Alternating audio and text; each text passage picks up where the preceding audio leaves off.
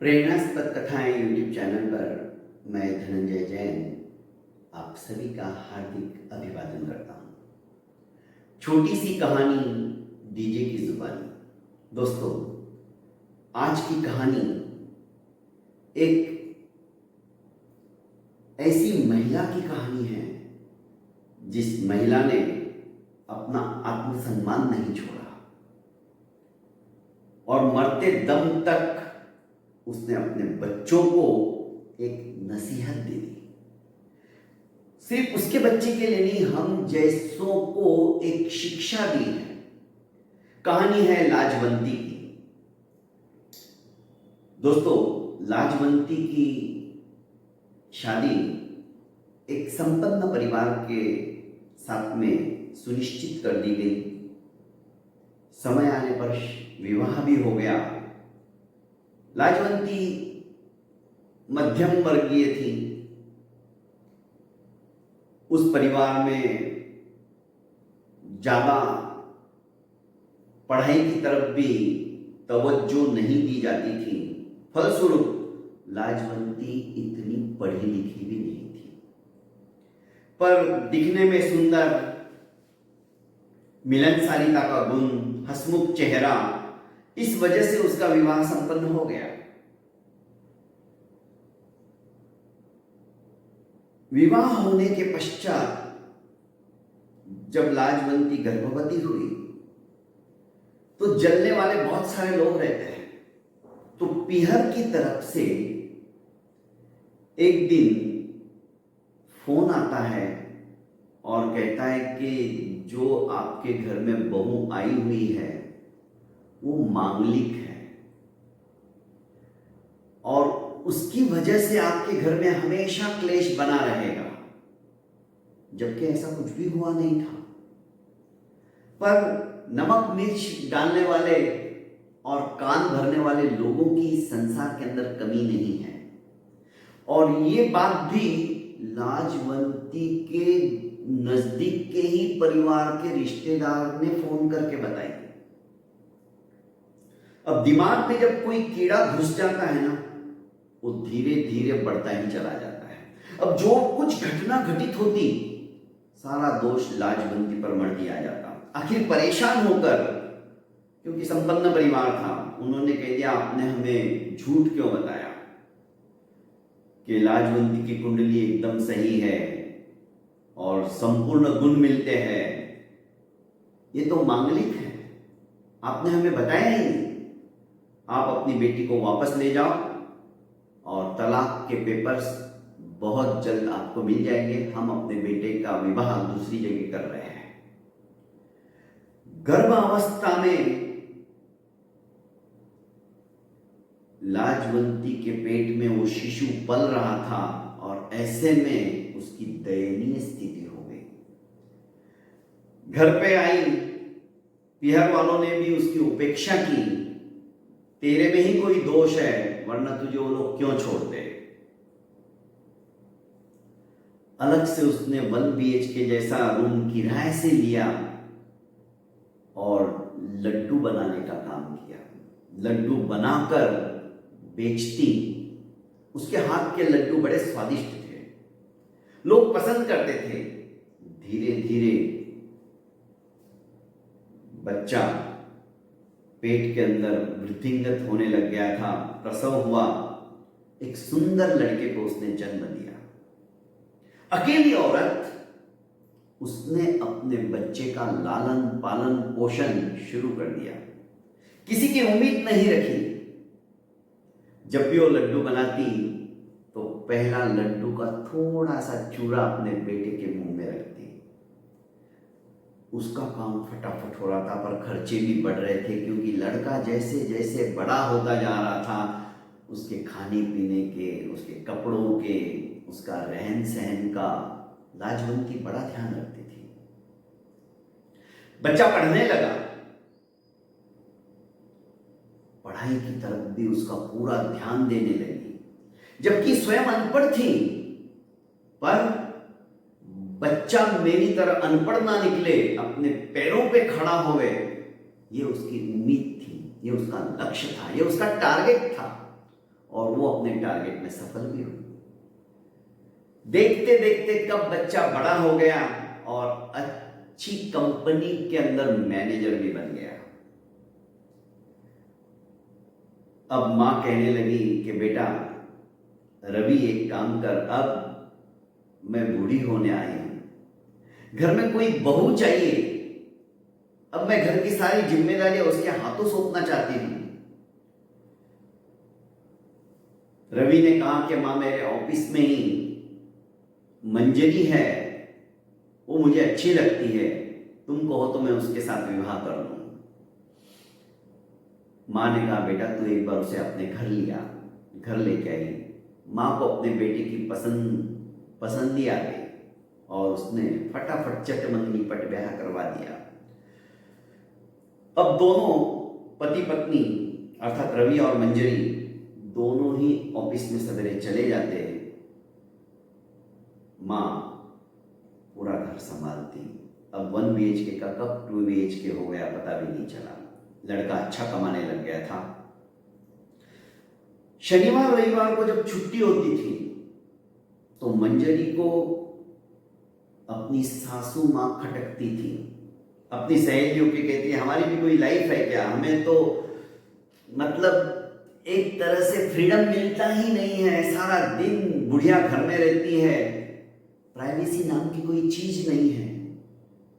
तो वो भी उसके कान भरती सासू मां मंजरी को अखरने लगी।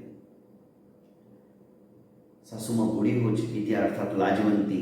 एक दिन उसने कह दिया कि मां ज्यादा घी मत लगाया करो रोटियों को, क्योंकि सभी चीज महंगी हो गई है, कमाने वाले हम 2 ही हुए तो क्या हुए, खर्चे बहुत ज्यादा होने लगे हैं और अब तो मैं पेट से आने वाले बच्चे का भी ख्याल रखना पड़ेगा।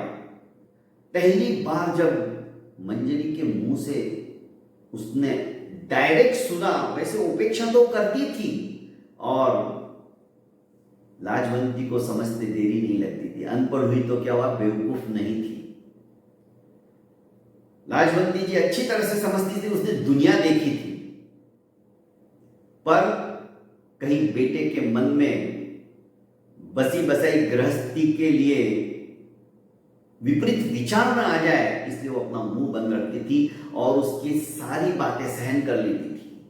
पर धीरे धीरे मंजरी अब रवि के भी काम धरने लगी थी। फलस्वरूप रवि यही सोचता कि मेरी मां ही गड़बड़ करती है, मेरी मां ही हमेशा परेशान करती, मेरी मां ही हमेशा गलत करती है। जबकि दोनों शाम को आते थे, शाम को आराम से गर्मा गर्म खाना मिल जाता था। इस तक कोई थे, अरे हमने आज तक अपने माता पिता को, अपनी पत्नी को जो घर संभालती है उसे नौकरानी के ज्यादा कुछ नहीं समझा है। फुकट की नौकरानी है, बिना पैसे लिए बिना तनख्वाह लिए हमारे घर का सारा काम करती है, हमारी सारी देखभाल करती है। हमारी सोच गलत हो चुकी है, जबकि हमारे घर को स्वर्ग बनाने वाली वही है। खैर आज उस विषय में नहीं जाता। मंजरी समय आने पर एक सुंदर कन्या रत्न को जन्म देती है। अब तीनों उसके लालन पालन और पोषण के अंदर पूरा समय देते हैं। मंजरी ने भी 6 महीने का रजा डाल दी, कंपनी में छुट्टी ले ली और बच्ची की तरफ ध्यान देने लगी। एक दिन दूध गर्म कर रही थी तो अपनी सासू मां को बोलने लगी कि मां तुम ये क्या कर रही हो, दूध में पानी क्यों मिला रही हो? आप जानती हो अभी बेबी छोटी है, मैं पानी वाला दूध पीऊंगी तो इसे क्या पिलाऊंगी? आखिर लाजवंती ने कहा कि बेटा ये दूध मैं अपने लिए बना रही हूं। जब से अपने घर में क्रीम का दूध आने लगा तो मुझ बूढ़ी को पचता नहीं है।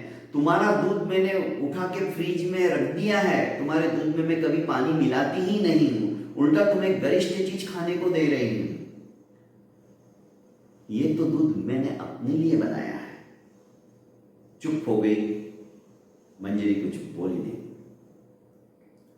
दोस्तों थोड़े दिन हुए ऐसा ही कुछ ना कुछ चलता रहता था, पर लाजवंती हमेशा चुप रहती थी, बोलती नहीं थी, क्योंकि जहां पर आमने सामने दोनों का मुंह खुल गया, एक बोलता है, चिल्लाता है, दूसरे को चुप हो जाना चाहिए, तो घर संसार टिका रहता है। यदि हम भी बोलने लग गए, घर के अंदर दीवार खड़ी होते देरी नहीं लगती। बच्ची बड़ी हो गई, दूसरी तीसरी में जाने लगी। अब मंजरी भी अपने ऑफिस को ज्वाइन कर चुकी थी, पर जल्दी आ जाती थी। अब धीरे धीरे वो ऑफिस में फिर से पहले जैसी ड्यूटी देने लगी। सवेरे अपने पति रवि के साथ चली जाती और शाम को साथ नहीं आती। दोस्तों, एक दिन मंजरी ने देखा, मां तुम रोटियों को इतना घी क्यों लगाते हो, तुम्हें मैंने पहले भी टोका था। तो लाजवंती ने कहा, बेटा मेरे दांत अब हिलने लगे हैं, कड़क रोटियां खाई नहीं जाती, घी लगाने से रोटी नरम होती है, इसलिए मैं खाती हूं, और बुढ़ापे में हड्डियां भी कमजोर हो जाती हैं। तुम्हें कितनी बार कहा, कितना महंगा हो गया है। अरे बिना रोटी को घी लगाए नहीं खा सकती क्या? कई लोग ऐसे जो पानी में चूर के रोटी खा लेते बुढ़ापे में। इसके एक एक शब्द बिच्छू के डंक की तरह थे। अब मंजरी थोड़ा सा घी बाहर निकालती और बाकी की घी की कटोरी फ्रिज में रख देती, देख के रखती कितना घी है, सब कुछ गिन के रखती। एक दिन छोटी बच्ची रो रही थी और ये माँ, मतलब दादी माँ लाजवंती लड्डू बनाने में तो माहिर थी। उसने कहा, बेटा रो मत। टीवी पे लड्डू का भी ऐड आ रहा था, तो मचल पड़ी कि दादी माँ मुझे लड्डू खाना है। अब भला पोती लड्डू मांगे और दादी माँ चुपचाप बैठी रहे। उसने फटाफट 3-4 लड्डू जो घी बचा हुआ था फ्रिज में, वो सब डाल के बना दिए और वे लड्डू फ्रिज में रख दिए। एक लड्डू उसे खिला दिया, 2 लड्डू फ्रिज में बचे रहे। मंजरी जब शाम को घर पे आई तो उसने कहा कि माँ घी कहाँ गया? तो उसने कहा, मैंने लड्डू बनाए, बिटिया मांग रही थी और उसे लड्डू खिलाया। ठीक है, उसने देख लिया 2 लड्डू है। जैसे ही वो नहाने गई, फ्रेश होने गई, तो बच्ची मचल पड़ी थी। वापस जब आके मंजरी फ्रिज खोलती तो दोनों लड्डू नहीं रहते। सोचने लगा, अभी तो मैं देख के गई 2 लड्डू बचे हुए हैं और दोनों के दोनों लड्डू गए। धीरे धीरे बिल्ली की तरह बिना आवाज किए सासू माँ के रूम की तरफ जाती तो सासू माँ के हाथ में एक लड्डू रहता है। उसे देखते ही उल्टे पैर फिरती है और रवि को बुलाकर लाती कि देखो कितना खाती है तुम्हारी माँ। अरे बुढ़ापे में बीमार हो गई तो हमें ही लेने के देने पड़ जाएंगे, और वो भी चुरा के खा रही है। अभी मैं देख के गई 2 लड्डू थे, भला पूछ के लेती ना। आजकल कोई भी काम करती तो बिना पूछे ही करती। अभी लड्डू भी बनाया, सारा घी डाल दिया, तो एक फोन तो कर सकती थी ना कि मैं लड्डू बना रही हूं, बिटिया मांग रही है। रवि पहले ही परेशान रहता था क्योंकि पूरी फैक्ट्री का बोझ उसके सर पे था। दुनिया भर का टारगेट, दुनिया भर का माल सप्लाई करने का जिम्मेदारियां, बहुत कुछ टेंशन। उस चक्कर में उसने सारा गुस्सा मां के ऊपर निकाल डाला। भागते हुए आया, कहा, मां तुम्हें शर्म नहीं आती, अपने घर में चोरी करती हो। इतने में श्रुति जो पीछे छुपी हुई थी दादी के, बाहर आई। मां मुझे एक और लड्डू खाना है, जबकि उसका मुंह लड्डू से भरा हुआ था। दादी मां ने वो लड्डू भी उसे दिया। बाहर आई और कहने लगी, तुमने मुझे अपने ही घर में चोर बना दिया। तुम्हें लग रहा है लड्डू मैंने खाए? अरे श्रुति कब की मचल रही थी, मुझे लड्डू चाहिए, लड्डू चाहिए, तो मैं लड्डू लेके आई। सपोज ये तो श्रुति ने खाए, और यदि मैं भी खा लेती तो क्या मैं लड्डू भी नहीं खा सकती अपने घर में? इतनी पाबंदी है। अब मैं इस घर में नहीं रहने वाली, बहुत हो गया। और रवि, आज तक क्या क्या हुआ मैंने तुम्हें कभी बताया नहीं और ना ही बताऊंगी। तुम्हें अपनी मां से ज्यादा विश्वास तुम्हारी पत्नी के ऊपर है। तुम्हारी पत्नी तुम्हें मुबारक। दरवाजा बंद कर लिया। लाजवंती जी ने फटाफट अपने कपड़े एक बैग में भरे और जाने लगी। तो रवि बोला, मां कहां जा रही हो? जहां राह मिलेगी वहां चली जाऊंगी, अब मैं इस घर में नहीं रहूंगी। अरे ये घर मेरा भी है, तुम उस बात को भूल गए। मेरे तो नसीब ही ऐसे, मैं तुम्हें भी दोष नहीं देती। जब तुम पेट में थे तब तुम्हारे पति ने, अर्थात तुम्हारे पिता ने, मेरे पति ने मुझे निकाल दिया कि मैं मांगलिक हूं। तुम्हारे नाना नानी ने भी मुझे नहीं रखा। मैं एक 1 BHK में रहकर, तुम जब तक पैदा नहीं हुए, तुम्हारा पैदा होने के बाद से लेकर अब तक दूसरी शादी नहीं करके तुम्हारा भरण पोषण और तुम्हें पढ़ाना लिखने के अंदर जो मेरा लक्ष्य था, जो मेरा टारगेट था, उसे पूरा करने में लगी रही। लड्डू बना बना के, अरे लड्डू बनाने वाली मैं, और मैं खुद चोरी करूंगी? क्या मैं बना नहीं सकती हूं वापस? पर तुम्हारी बेटी के लिए मैंने बनाया है, तुम्हारी बेटी को ही मैंने खिलाया। कोई बात नहीं, मैंने क्या क्या किया, मेरे को कोई एहसान नहीं बताना है तुम्हारे ऊपर। मैं जा रही हूं। हाँ जाओ ना, पर खाओगी क्या? कौन तुम्हें खिलाएगा? मंजरी ने टपक से बोला। वो तो चाहती थी कि सासू मां चली जाए। बेटा तुम ये मत मुझे कहो कि जो पढ़े लिखे होंगे उन्हें ही नौकरी मिलेगी या उन्हें ही पेट भरने का रास्ता ऊपर वाले ने दिया है। जो अनपढ़ होते हैं ना, वो भी कुछ ना कुछ काम करने का हुनर जानते हैं। तुम ये मत सोचो कि मैं भूखी मरूंगी। मैंने अपना आत्मसम्मान खोना नहीं सीखा है। और लाजवंती निकल गई। कई हलवाइयों की दुकानों पर गई। उसने कहा कि मैं इस तरह से लड्डू बनाती हूं, मेरे अंदर ये हुनर है। पर ऑलरेडी उनके पास वर्कर थे काम करने वाले, तो एक और के लिए इतना पैसा कौन खर्चा करे, इतनी तनख्वाह और कौन दे? तो धीरे धीरे सबने मना कर दिया। उसके 4-5 दिन तो ऐसे ही व्यतीत हो गए। आखिर हिम्मत नहीं हारी। जो व्यक्ति अपनी हिम्मत नहीं हारता है ना दोस्तों, वही व्यक्ति सफल होता है। उसने अपनी सोने की चूड़ियां बेची और उससे जो पैसा आया उससे किराए का मकान लिया और उसी से सामग्री लाई और लड्डू बनाने चालू किए। धीरे धीरे अड़ोसी पड़ोसियों को उसने आधा किलो लड्डू टेस्ट करने के लिए दिए, थोड़ी ही कीमत में, मुद्दल में दिए। जब लोगों को पसंद आने लगे, माउथ टू माउथ उसकी तारीफ होती चली गई और बहुत जल्द ये धनाढ्य बन गई। एक दिन इंटरव्यू के अंदर जब न्यूज़पेपर वाला और न्यूज चैनल वाला उसका इंटरव्यू ले रहा था, आमने सामने बैठे थे टीवी के ऊपर, जब इन दोनों बेटे और उसकी पुत्र वधू ने चैनल ओपन किया टीवी का, तो अपनी सासू मां को और अपनी मां को देखा तो हतप्रभ हो गए।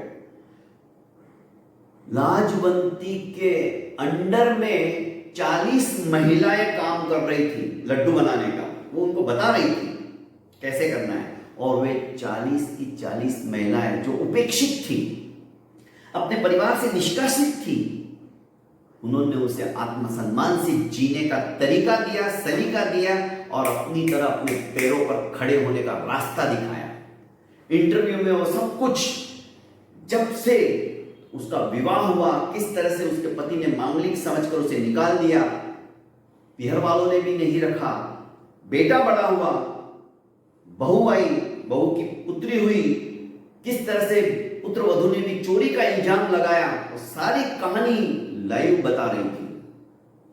और आज उसके पास वे 40 महिलाएं, ये धनाढ्य बन गई। ऑर्डर के ऊपर ऑर्डर थे, जितना ऑर्डर आएगा उतना वो बना के भी नहीं दे पाते थे। अब 40 के कब 400 हो जाएंगे मैं बता नहीं सकती, पर हां, मरने के बाद मैं अपनी समस्त जायदाद, समस्त प्रॉपर्टी उन महिलाओं को डोनेट करने के लिए जा रही हूं जो असहाय है, जिनका इस संसार में कोई नहीं है, ताकि वे भी अपने इस स्वाभिमान को छोड़े नहीं और अपनी जिंदगी हंसी खुशी जिए।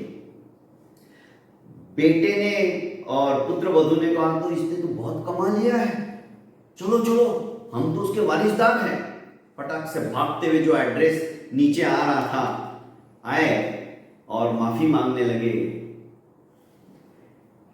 लाजवंती ने दोनों के आगे दो दो लड्डू रख दिए और कहा, खा लीजिए, चोरी के लड्डू नहीं है, मेहनत के लड्डू हैं। जमीन के अंदर आंखें धंस गई। और हां, मेरी इस पूंजी में से तुम लोगों को एक फूटी कौड़ी मिलने वाली नहीं है। मैं सब अनाथ आश्रम और ऐसी महिलाओं को डोनेट करके जाने वाले हूं। मैं उसी तरह की बिल लिख रही हूं। बहुत बहुत धन्यवाद दोस्तों। स्वाभिमान व्यक्ति यदि नहीं छोड़ता है और हिम्मत यदि नहीं हारता है, सफलता उसके चरणों का चुंबन करने के लिए हमेशा आतुरित रहती है। बहुत बहुत धन्यवाद। मेरे इस चैनल को आपने अभी तक लाइक एवं सब्सक्राइब नहीं किया है तो कर लीजिए और ज़्यादा से ज़्यादा इसे फॉरवर्ड कीजिए। प्रणाम।